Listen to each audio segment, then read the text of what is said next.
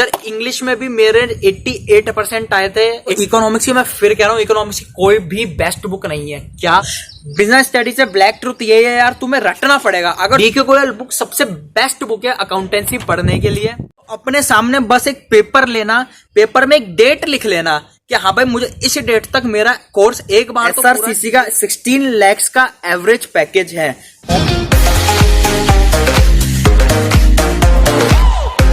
Hey guys, this is Vivek Gupta and I'm back with another video। तो आज का हमारे वीडियो का टॉपिक होने वाला है, अगर तुम्हें SRCC कॉमर्स का सबसे बेस्ट कॉलेज अगर फोड़ना है तो तुम्हें किस तरीके से अपनी 12th स्टैंडर्ड में मेहनत करनी पड़ेगी। वैसे SRCC अब तक का सबसे टॉप कॉलेज था कॉमर्स का, पर अभी उसकी जगह मिरांडा ने ले लिया। मिरांडा की फर्स्ट रैंकिंग आई है, पर मिरांडा गर्ल्स कॉलेज है। मैं इधर तुम्हारे लिए कोएड कॉलेज की बात कर रहा हूं। SRCC अभी भी सेकंड या थर्ड प्लेस पे आता है। तो मैं आज तुम्हें वही चीज बताऊंगा कि अगर तुम्हें SRCC, जिसे हम कॉमर्स का एवरेजली सबसे टॉप कॉलेज कहते हैं, अगर वो तुम्हें फोड़ना है, उस कॉलेज में तुम्हें अपनी सीट रिजर्व करानी है, तो तुम्हें किस तरीके से 12th स्टैंडर्ड में पढ़ाई करनी है और किस तरीके का अपना माइंडसेट रखना है ताकि तुम कॉमर्स का सबसे टॉप कॉलेज में अपनी सीट रिजर्व करा सको। यार मैं कौन होता हूं ये सारी चीजें तुम्हें बताने वाला। I am Bhavya Gupta, I am 18 years old और मैंने अपने 12th स्टैंडर्ड बोर्ड्स के पेपर में हर सब्जेक्ट में 90 above% ऊपर में लाया हूं। तो आज मैं तुम्हें एक बड़े भाई के नाते, एक अच्छे मेंटोर के नाते आज मैं तुम्हें गाइड करूंगा कि तुम्हें क्या क्या चीजें करनी है ताकि तुम अपनी 12th स्टैंडर्ड में एक अच्छी परसेंटेज मेंटेन कर सको। यार इस वीडियो को स्टार्ट करने से पहले मैं तुम्हें एक इंपॉर्टेंट बात बताना चाहूंगा। कोई तुमसे नहीं पूछेगा कि तुम 11th तक कैसे बच्चे थे, या 11th में तुम्हारी क्या परसेंटेज आई थी, या 10th में तुम्हारी क्या परसेंटेज आई थी। अगर तुमने 12th में मेहनत कर ली, अगर तुमने SRCC की कट ऑफ होती है जो, वो क्लियर कर ली, वो बीट कर ली, तो फिर तुमसे कोई भी नहीं पूछेगा कि तुम बचपन से एक एवरेज बच्चे थे, बिलो एवरेज बच्चे थे, इंटेलिजेंट बच्चे थे। सिर्फ और सिर्फ मैटर करेगी तुम्हारी 12th क्लास की परसेंटेज। उसके आधार पर ही SRCC में तुम्हारा एडमिशन होएगा। कोई नहीं पूछेगा कि तुम्हें अंग्रेजी आती है नहीं आती है, उसमें कोई इंटरव्यू का सिस्टम नहीं रहता। उसमें सिर्फ और सिर्फ कट ऑफ के आधार पे, तुम्हारा परसेंटेज के आधार पे तुम्हारी एडमिशन होएगी उधर। और अगर तुमने वो कट ऑफ क्लियर कर ली, तुमने 12th क्लास में पूरी मेहनत कर ली, तुमने एक साल, तुमने भले से पूरी स्कूल लाइफ में अपने कितने मजे कर रहे हैं उसकी कोई दिक्कत नहीं है। अगर तुमने ये एक साल अपना सेक्रीफाइस कर दिया, इसमें भी मैं ये नहीं कह रहा कि पूरा साल ही सेक्रीफाइस करना है। सिर्फ और सिर्फ अगर तुमने 7 से 8 महीने भी मोर देन इनफ होते हैं 12th में 95% प्लस स्कोर करना। अगर 7 से 8 महीने भी सेक्रीफाइस कर दिए, जी लगा के पढ़ लिए, तो यार जो तुम्हारी आगे आके कॉलेज में 3 साल वाली लाइफ है, जो 3 साल की तुम्हारी कॉलेज में लाइफ होगी, वो सबसे बेस्ट गुजरेगी। क्योंकि तुम्हें अपने फ्यूचर की चिंता करने की जरूरत नहीं होगी उसमें कि यार मैं अगर अभी मेहनत नहीं करूंगा तो मुझे प्लेसमेंट नहीं मिलेगी। क्योंकि यार मैं तुम्हें एक बात नोटिस करा दूं, SRCC का 16 lakhs का एवरेज पैकेज है, कॉमर्स का सबसे बेस्ट कॉलेज है और 16 lakhs का एवरेज पैकेज है। वहां पे हर बच्चे को मैं ये नहीं कह रहा कि 16 lakhs मिलता है, पर एवरेज का मतलब अगर तुमने वहां थोड़ा सा भी कर लिया, थोड़े से भी अपने परसेंटेज स्कोर कर लिए, या थोड़े से भी other than extra curricular activities में खुद को इन्वॉल्व कर लिया, तो वहां पे तुम्हें नहीं जाना पड़ेगा, दर बदर नहीं भटकना पड़ेगा कि तुम अपना CV घुमा रहे हो हर कंपनी में और फिर तुम इंटरव्यू के लिए जा रहे हो। वहां पे सिर्फ और सिर्फ कंपनी तुम्हें खुद आएगी और हो सकेगा तो सेकंड ईयर में ही तुम्हें हायर कर लेगी और तुम्हारी जॉब पक्की हो जाएगी। इसलिए मैं कह रहा हूं 7 से 8 महीने का स्ट्रगल है और फिर आगे की तुम आराम से 3 साल की अपनी लाइफ फुल्ली एंजॉय करना। Let's get started. अब यार सबसे पहले हम स्टार्ट करते हैं कट ऑफ से। कट ऑफ SRCC की क्या जाती है, मैं तुम्हें एक रफ आइडिया दे देता हूं कि SRCC की कट ऑफ, अगर तुम जनरल कैटेगरी से बिलोंग करते हो तो 98 तुम्हें लाना मिनिमम है। अगर तुम EWS कैटेगरी से बिलोंग करते हो तो 96, 97 तक भी चल जाएगा। OBC से 95, 96 तक, SC से 90 अबव में भी हो जाएगा, और अगर ST में हो तो तुम्हारा 85 प्लस में भी SRCC में एडमिशन हो जाएगा। अब डरो मत, मैं तुम्हें आगे स्ट्रेटेजी शेयर करूंगा। आराम से जो मैंने तुम्हें परसेंटेजेस बोली है, जिस भी कैटेगरी में तुम फॉल होते हो, आराम से तुम्हारी परसेंटेज इतनी आ जाएगी। ये मैंने तुम्हें एक रफ आइडिया बताया है, कोई बड़ी बात नहीं है इतनी परसेंटेज लाना 12th क्लास में, अगर तुम सही मेजर्स के साथ चलो तो। और अगर तुम्हें बिल्कुल डिटेल्ड चाहिए कि कितनी जाएगी एसआरसीसी की कट ऑफ या और कॉलेजेस की कट ऑफ दिल्ली यूनिवर्सिटी की, तो मैंने इसकी एक पूरी डिटेल्ड वीडियो बनाई है जिसमें मैंने बिल्कुल ढंग से समझाया कि कट ऑफ किस बेस पे काम करती है और कितनी एक्सपेक्टेड कट ऑफ जाएगी 2020 की।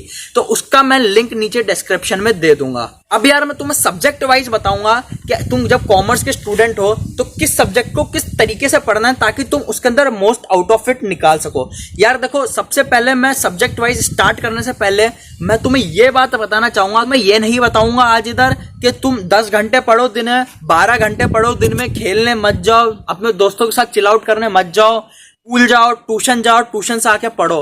मैं तुम्हें ये नहीं बताऊंगा, मैं तुम्हें एक स्ट्रेटेजी बताऊंगा। यार तुम बस एक काम करो, अपने जो सामने तुम एक डेट लिख लो, एक पेपर लेना। जब तुम अपने 12th में जो बच्चे अभी आए होंगे इनके पास एक गोल्डन मौका है एसआरसीसी फोड़ने का, तो अपने सामने बस एक पेपर लेना, पेपर में एक डेट लिख लेना कि हाँ भाई मुझे इस डेट तक मेरा कोर्स एक बार तो पूरा चाहिए ही चाहिए। भले से वो आज से 4 महीने की डेट लिखना, आज से 5 महीने बाद की डेट लिखना, अपने सामने एक डेट लिख लेना कि मुझे इस डेट को अपने इतना कोर्स पूरा चाहिए ही चाहिए जितना तुमने माइंड में सोच रखा है। अब यार उसके सामने लाइन बनाना और डेज कैलकुलेट करना कि उस डेट तक पहुंचने के लिए अभी कितने डेज मेरे पास बाकी है। जितने भी डेज हो और जितना भी तुम्हारा कोर्स हो, जितना भी तुम्हारा सिलेबस हो, उसको पर डे हर एक दिन के हिसाब से डिवाइड करना। सारे सब्जेक्ट्स में, accounts, eco, business studies, English में, सब में हर पर डे के हिसाब से डिवाइड करना उसको कि तुम्हारा अगर तुम्हें उस डेट तक अपना अगर सिलेबस इतना पूरा करना है तो, और मेरे पास इतने डेज है, तो मुझे पर डे पे इस सब्जेक्ट में कितना कोर्स करना पड़ेगा कि मैं अपने उस टारगेट तक पहुंच जाऊं। अब यार देखो, ये कुछ भी हो सकता है। जो तुमने रोज का टारगेट, जो तुम्हारा डेली टारगेट निकलेगा कि मुझे रोज का इतना काम करना है, वो हो तो तुम्हारा भले से 10 घंटे में भी ना हो, वो तुम्हारी एबिलिटी के ऊपर बिलोंग करता है। अगर हो तो तुम 1 घंटे में भी पूरा कर दो, बस तुम अपने टारगेट लेके चलो। क्या भाई मुझे ये टारगेट पूरा करना है, ये मत देखो कि मुझे इस सब्जेक्ट को 2 घंटे देना है, इस सब्जेक्ट को 3 घंटे देना है। यार ऐसा हो सकता है कोई सब्जेक्ट 6 घंटे मांग रहा हो किसी दिन में, और कोई हो सकता है कोई सब्जेक्ट 1 मिनट भी नहीं मांग रहा हो। फिर भी तुमने ये कमिटमेंट अगर कर रखी है कि उस सब्जेक्ट को हमें 2 घंटे देना है या उस सब्जेक्ट को हमें 3 घंटे देना है, तो यार वो कोई एफिशिएंसी नहीं है, वो कोई इफेक्टिवनेस नहीं है।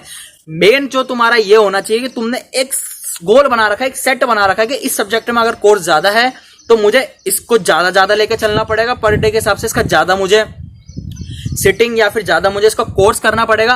और अगर इस सब्जेक्ट में कोर्स कम है तो मैं इसको कम भी लेके चल सकता हूं। तुम अगर अपने डेली के जो गोल्स है वो अगर तुम क्लियर कर लोगे तो आराम से तुम्हें कोई 10-12 घंटे की सिटिंग देने की जरूरत नहीं है, और तुम्हें ऐसा नहीं लगेगा हाँ यार 12 घंटे तो बैठना ही बैठना है, और तुम्हारी इफेक्टिवनेस भी स्टार्ट होगी। अब यार मैं स्टार्ट करने वाला हूं सब्जेक्ट टू सब्जेक्ट वाइज। मैं स्टार्ट करूंगा कि तुम्हें कौन सा सब्जेक्ट किस तरीके से पढ़ना है। तो सबसे पहले हम स्टार्ट करते हैं अकाउंटेंसी से। यार देखो, जो अकाउंट सब्जेक्ट है ना, उसमें 12th क्लास में उसका सिलेबस 3 हिस्सों में बटा हुआ है। सबसे पहले में उसमें बटा हुआ है शेयर्स एंड डिवेंचर्स में, सेकंड पार्टनरशिप में, एंड थर्ड उसमें बटा हुआ है कैश फ्लो वाली बुक आती है, और उसमें एनपीओ भी आता है। अब यार देखो, जो अकाउंटेंसी करने का जो सही तरीका, जिस तरीके से मैंने करी थी, because I scored 97% in my accounts 12th boards paper. हाँ जी हाँ गाइस, मेरे 12th अकाउंट बोर्ड्स के पेपर में 97% आए थे। तो अकाउंट्स पढ़ने का जो सबसे बेस्ट तरीका है, तुम अपनी जो समर वेकेशन जिसे बोलते हैं, इस साल तो होगी नहीं, शुरू के 2 मंथ्स है, उसमें अपने शेयर्स और डिबेंचर्स और एनपीओ सबसे बेस्ट कर लो। उनसे स्टार्ट करना, शेयर्स और डिबेंचर्स एनपीओ से। मैं इसके पीछे का तुम्हें रीजन बताता हूं मैं ऐसा क्यों कर रहा है। क्योंकि यार देखो, शेयर्स और डिबेंचर्स पूरी अकाउंटेंसी में जहां तक मैं समझता हूं सबसे इजी टॉपिक है और सबसे फास्ट टॉपिक है। मतलब उनमें ज्यादा इतना कुछ है नहीं, उनमें ज्यादा इतने घुमाने कराने वाले क्वेश्चन है नहीं।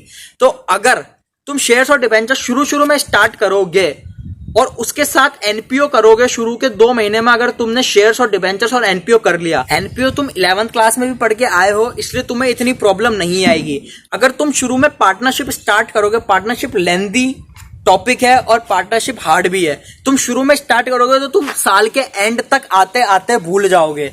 इसलिए शुरू में शेयर्स एंड डिबेंचर्स स्टार्ट करो, फिर उसके बाद तुम अपना एनपीओ कंप्लीट करो, फिर जब middle bottom of the year में अपनी पार्टनरशिप स्टार्ट करना, कि जब तुम्हारा पूरा कोर्स एक बार हो जाए तो पार्टनरशिप तुम्हारे जो माइंड में बिल्कुल फ्रेश रहे, कि तुम्हें ऐसा ना हो कि तुम जब तक अपने साल के एंड में पहुंचो तो तुम पूरी पार्टनरशिप भूल जाओ। तो यार यही रीजन था मेरा तुम्हें कहने का कि तुम इस तरीके से स्टार्ट करना, एंड में अपनी कैश फ्लो बुक उठाना कि जब तुम्हारे नए नए टॉपिक है, जो पार्टनरशिप और कैश फ्लो नया नया टॉपिक हो तुम्हारे माइंड में फ्रेश रहेगा। फिर जब तुम साल के एंड में अपना पूरा कोर्स एक बार खत्म कर लोगे, जो तुमने एक डेट लिख रखी होगी अपने सामने, उसके रिलेटेड तुम अगर वो कोर्स खत्म कर लोगे, फिर तुम शेयर्स एंड डिवेंचर्स उठाओगे तो वो फटाफट से तुम्हारे माइंड में आ जाएगा, क्योंकि वो इतना लेंथी टॉपिक नहीं है। और एनपीओ तुमने 11th क्लास में भी कर रखा होगा तो तुम्हें वो रिवाइज करने में इतनी टाइम नहीं लगेगा, वो तुम्हारे फटाफट आ जाएगा। अगर पार्टनरशिप तुम शुरू में उठाओगे फिर तुम एंड में रिकॉल करने की कोशिश करोगे तो यार वो तुम्हारे लिए थोड़ा सा हार्ड होगा। ये मेरी स्ट्रेटेजी थी।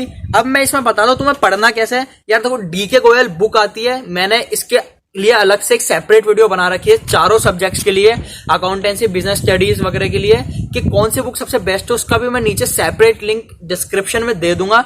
डीके गोयल बुक सबसे बेस्ट बुक है अकाउंटेंसी पढ़ने के लिए। कुछ नहीं करना, उसके जितने भी एग्जाम्पल्स है डीके गोयल में, अगर तुम वो एग्जाम्पल 2-2, 3-3 बार पूरे बुक के एग्जाम्पल अगर कर लोगे पूरे साल में, मैं सच कह रहा हूं गाइस, बोर्ड में कोई एक ऐसा क्वेश्चन नहीं है जो डीके गोयल में ना हो।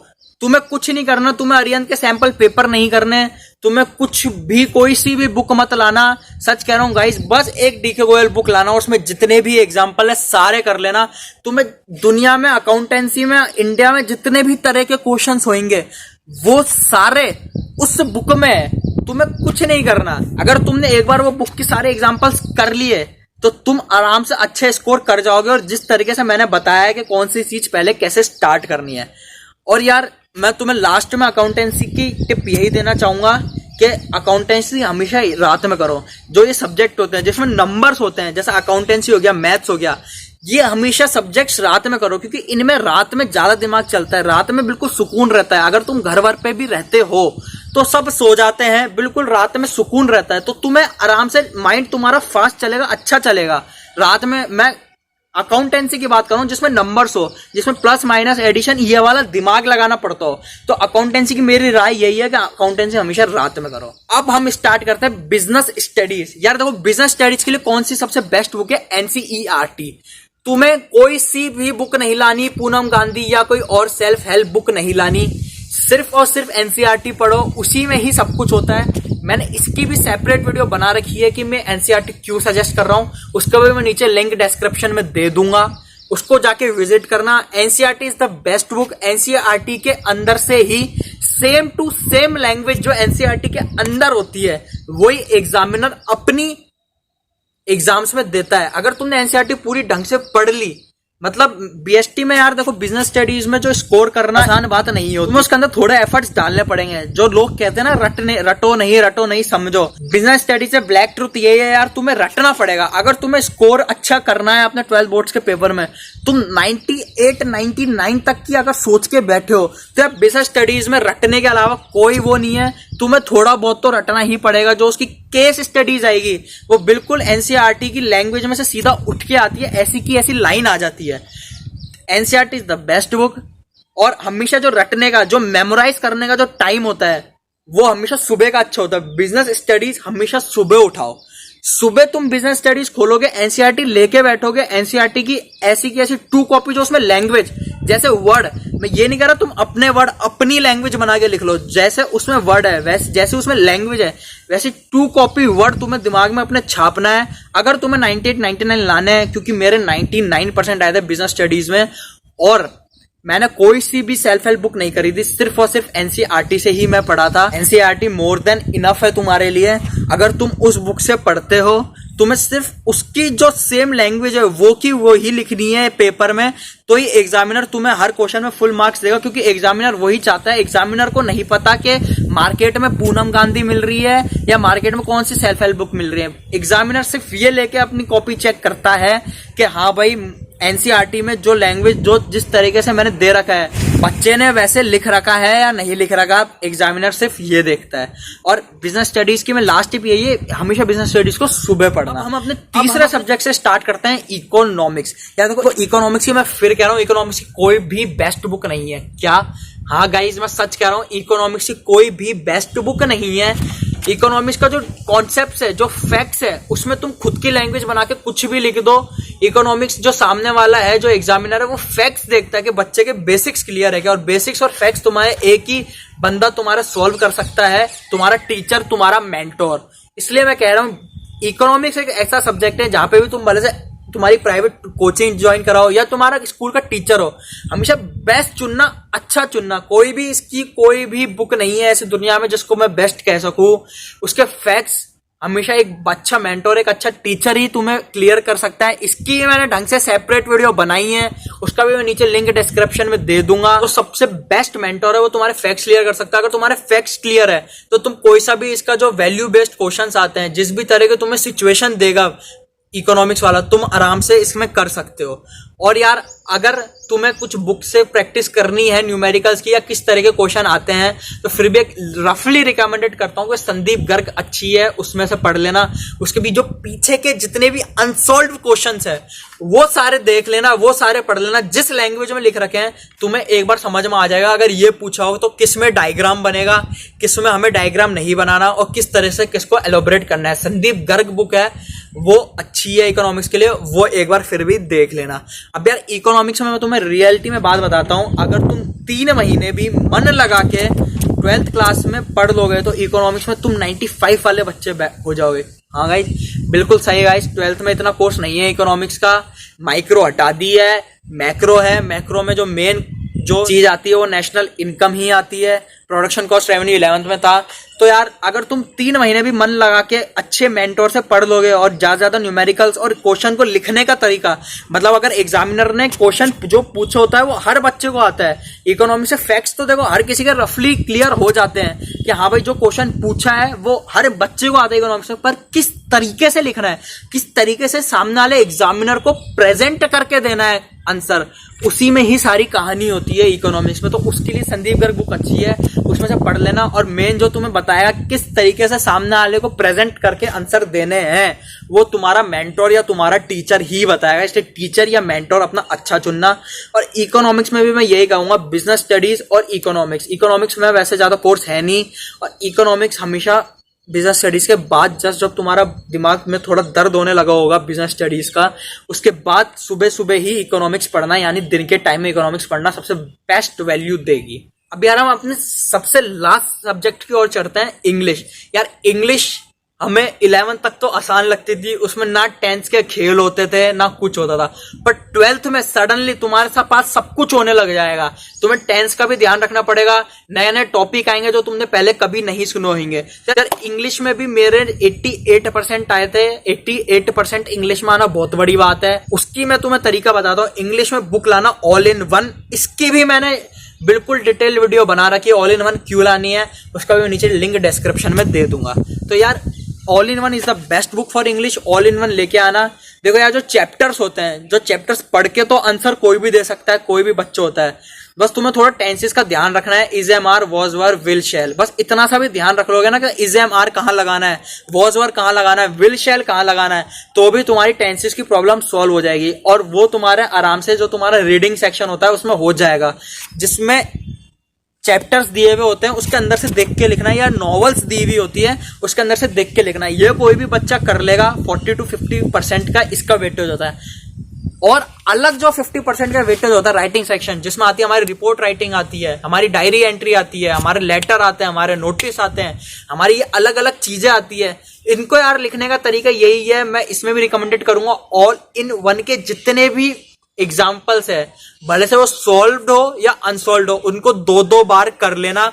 उनमें लिखने का तरीका देख लेना। ऐसा कोई क्वेश्चन नहीं होगा पेपर में जो ऑल इन वन में नहीं दे रखा होगा। ऑल इन वन में दुनिया में इंग्लिश में जितने भी पेपर बने होंगे, जितने भी तरीके के क्वेश्चन बने होंगे, ऑल इन वन में सब कुछ है। भले से वो राइटिंग सेक्शन हो, भले से वो रीडिंग सेक्शन हो, अगर तुम उसके एग्जाम्पल सारे कर लोगे, हर क्वेश्चन उसमें ऑल इन वन में तुम्हें मिल जाएगा कि एग्जामिनर हद से हद मार के तुम्हें कितना घुमा सकता है, कितना घुमा फिरा के तुमसे कोई क्वेश्चन पूछ सकता है। अगर तुमने राइटिंग सेक्शन में एक डायरी एंट्री का एक पैटर्न देख लिया कि हाँ भाई यहाँ पे इंट्रोडक्शन आता है, टॉपिक आता है, हेडलाइन आती है, फिर उसके बाद ये आता है, अगर तुमने एक उसका मैकेनिज्म देख लिया और अगर क्वेश्चन इस तरीके से घुमाया हुआ है और हमें फिर इस तरीके से लिखना है, अगर तुमने उसका मैकेनिज्म एक बार समझ लिया, ऑल इन वन में सब कुछ है, तो मैं सच कह रहा हूँ गाइस, 95 to 98% इंग्लिश में कोई भी ला सकता है। बस मेरी गलती पेपर में ये हो गई थी, मेरा पेपर छूट गया था, इसलिए थोड़ी स्पीड बना के रखना अपने इंग्लिश में। बाकी इंग्लिश में मैंने तुम्हें जो स्ट्रेटेजी बताई है, इसको हमेशा इंग्लिश को जितने भी तरीके के आंसर से जितना भी घुमा सकता है एग्जामिनर, जितने भी तरह के क्वेश्चन है वो ऑल इन वन में सब कुछ है। तुम्हें बस थोड़ा सा उसके जितने भी एग्जाम्पल्स है वो एक बार सारे सॉल्व कर लो, हर टॉपिक में इंग्लिश तुम्हारी पूरी क्लियर हो जाएगी। और यार इंग्लिश में मैं तुम्हें ये कहूंगा, इंग्लिश हमेशा रात में करना। जब तुम अकाउंट्स स्टार्ट कर रहे होगे, अकाउंट्स जस्ट स्टार्ट करने से पहले रोज का अगर 1 घंटे भी इंग्लिश को दोगे, मैं सच कह रहा हूँ गाइस, आराम से तुम्हारा होगा, आराम से।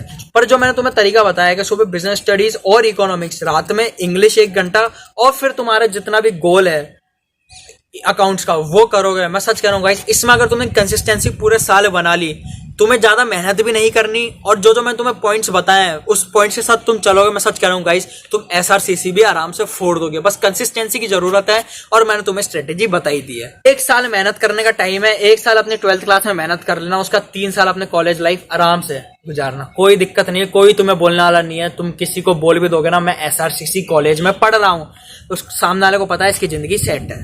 तो यार बस मेरी यही आज की वीडियो थी।